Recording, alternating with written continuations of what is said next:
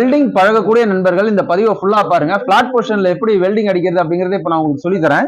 இது வந்து பாத்தீங்கன்னா ஒரு 4mm பிளேட். இந்த பிளேட்ல வந்து நம்ம எப்படி வெல்டிங் அடிக்கணும் அப்படின்னா, பொதுவா இந்த மாதிரி ரெண்டு பிளேட்டை நம்ம ஜாயின் பண்ணும்போது பிளேட்டுக்கு நடுவுல கொஞ்சம் கேப் விட்டுட்டு அந்த பிளேட்டோட எட்ஜஸ் வந்து இப்போ நான் டேப்பர் பண்ணிருக்கேன் பாத்தீங்கன்னா, இந்த மாதிரி டேப்பர் பண்ணிக்கணும். இந்த டேப்பர் பண்ணிக்கிட்டு அப்புறம் இந்த வெல்டிங் ராடை வந்து பாத்தீங்கன்னா இந்த பொசிஷன்ல இப்போ நான் கையை அசைக்கிறேன் பாத்தீங்களா, இந்த மாதிரியான பொசிஷன்ல வெல்டிங் பண்ணிக்கிட்டே வரணும். இப்போ வெல்டிங் எப்படி பண்றோம் அப்படிங்கறத ஃபுல்லா பாருங்க.